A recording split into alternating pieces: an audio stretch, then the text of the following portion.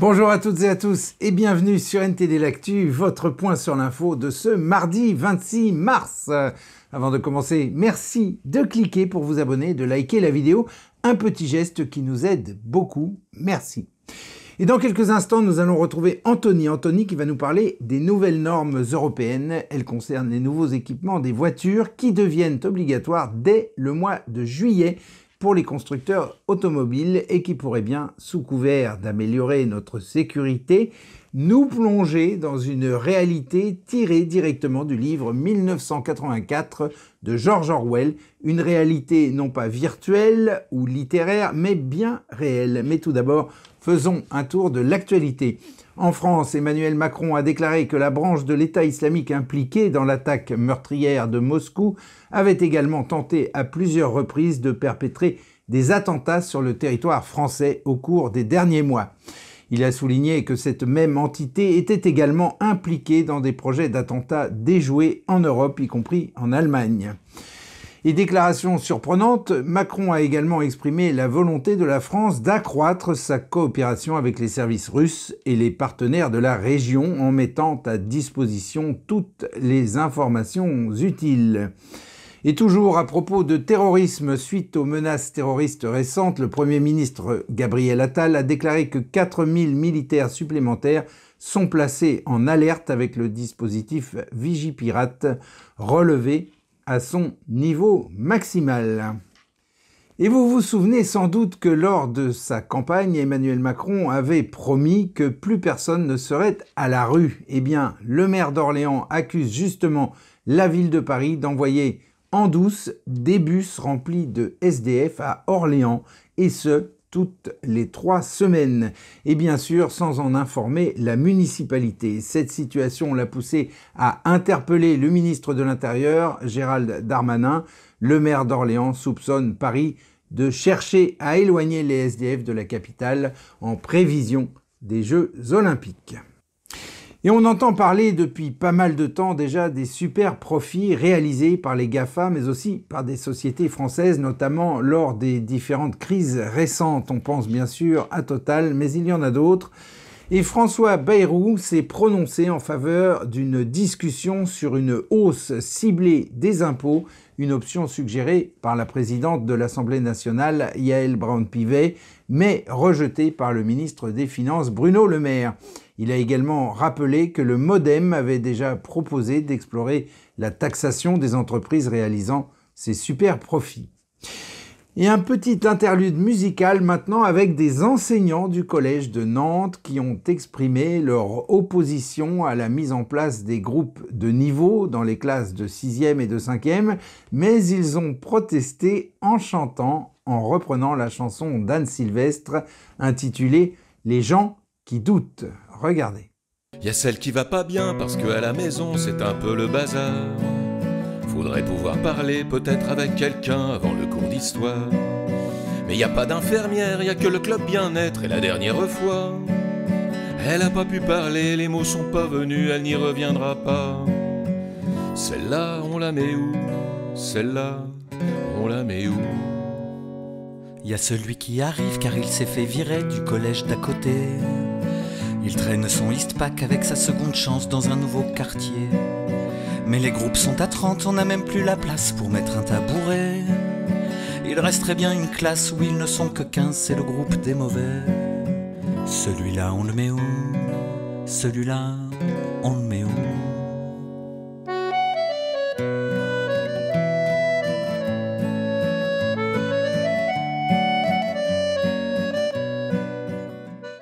Oui, la musique adoucit les mœurs, ça ne fait aucun doute. Et il est temps maintenant de retrouver Anthony. Anthony, c'est à vous.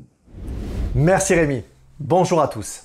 Aujourd'hui, nous abordons un sujet qui concerne la sécurité routière. Mais pas que. Dès cet été, avec l'entrée en vigueur de la nouvelle norme européenne GSR2, toutes les voitures neuves devront être équipées de technologies de sécurité avancées. Cette réglementation ambitieuse promet de réduire drastiquement les accidents et les décès sur nos routes. En effet, grâce à des systèmes comme le freinage automatique d'urgence ou encore la reconnaissance des panneaux, nos voitures deviendront de véritables assistants de conduite. Mais comme toute médaille a son revers, cette avancée vient avec son lot de défis. Et cette révolution technologique risque de ne pas se faire sans heurts, car d'un côté des constructeurs, l'innovation et les coûts supplémentaires poseront un défi de taille, et du côté des consommateurs, la présence d'une caméra dans le véhicule est évidemment accompagnée de son lot de questions éthiques. Bref, voici les détails sur cette norme qui bouleversera très bientôt nos habitudes au volant. La nouvelle norme de sécurité routière européenne GSR2, entrant en vigueur le 7 juillet 2024, imposera aux constructeurs d'équiper tous les nouveaux modèles de technologie de sécurité de pointe. Parmi les équipements obligatoires figurent le freinage automatique d'urgence, l'aide au maintien dans la voie et la reconnaissance des panneaux de signalisation. Des systèmes visant à prévenir les collisions et à assister les conducteurs. La GSR2 renforcera également la protection des usagers vulnérables comme les piétons et les cyclistes, grâce à des technologies de détection. Cependant, Jürgen Kreutzer, porte-parole de l'Association des constructeurs européens, prévient que l'intégration de ces systèmes complexes va inévitablement augmenter le prix des voitures neuves. Les constructeurs craignent aussi une obsolescence prématurée de certains modèles s'ils ne peuvent être mis aux normes. La GSR2 soulève également des interrogations sur la confidentialité des données avec les enregistreurs d'événements. Cet enregistreur de données numériques, véritable boîte noire pour voitures, récupérera et stockera localement des informations avant, pendant et après un accident. Parmi les données enregistrées figureront celles du système de surveillance du conducteur chargé de détecter la fatigue et l'inattention au volant à l'aide d'une caméra intégrée au tableau de bord. En cas de risque détecté, le système émettra d'abord un signal d'avertissement, puis pourra prendre des mesures plus fermes comme réduire la vitesse ou immobiliser le véhicule. Si ces systèmes peuvent être désactivés, certains constructeurs comme Peugeot précisent qu'ils seront relancés lors de chaque démarrage du véhicule. La réglementation prévoit en outre que ces données soient anonymisées et qu'elles ne soient utilisées ni par les forces de l'ordre ni par les compagnies d'assurance. Seules les autorités nationales sont censées y avoir accès pour les seuls besoins de l'étude et de l'analyse des accidents. Cette nouvelle réglementation soulève évidemment des questions sur le respect de la vie privée et les libertés individuelles. En imposant des caméras au volant, cette réglementation pourrait bien changer notre manière de conduire. Pendant que certains saluent une avancée majeure pour la sécurité routière, d'autres au contraire voient dans ces technologies intrusives une forme de surveillance déguisée des citoyens.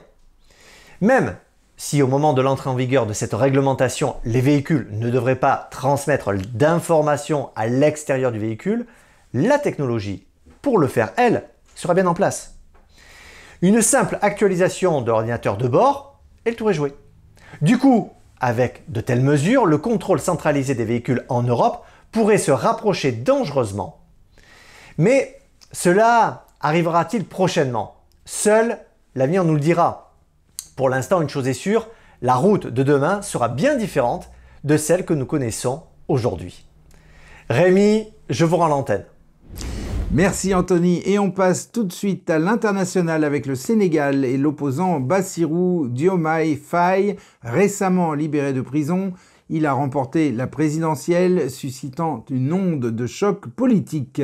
Âgé de 44 ans, Bassirou Diomaye Faye deviendra le plus jeune président de ce pays ouest-africain de 18 millions d'habitants. Il se présente comme le candidat du changement de système et met en avant un panafricanisme de gauche. Son programme parle du rétablissement de la souveraineté nationale, de la lutte contre la corruption, une meilleure distribution des richesses et la renégociation des contrats miniers, gaziers et pétroliers conclus avec des entreprises étrangères. Voilà pour les promesses de campagne. Maintenant, reste à voir ce que ça va donner sur le terrain.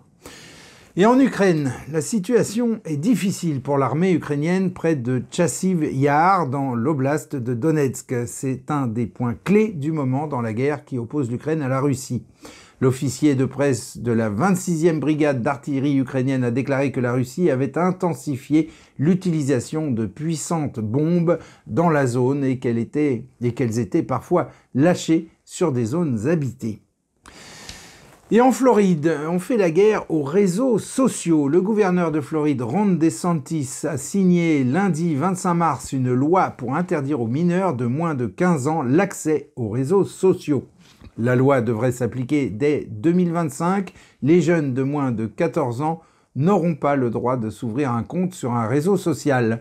Entre 14 et 15 ans, il faudra obtenir l'accord des parents. DeSantis a déclaré « Nous essayons d'aider les parents à naviguer sur un terrain très difficile ».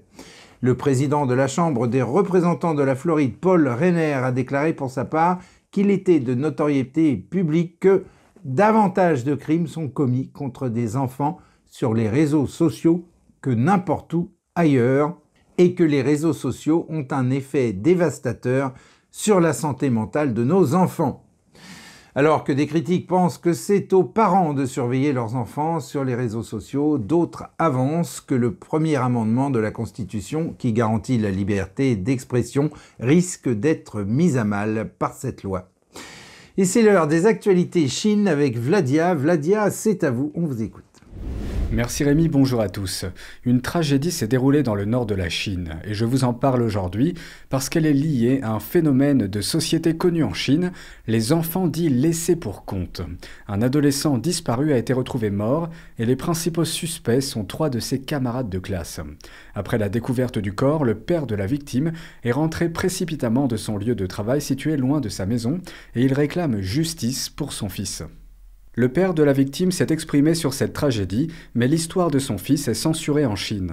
Il a publié une vidéo sur la version chinoise de TikTok demandant une enquête ouverte sur le crime, mais elle a depuis été supprimée.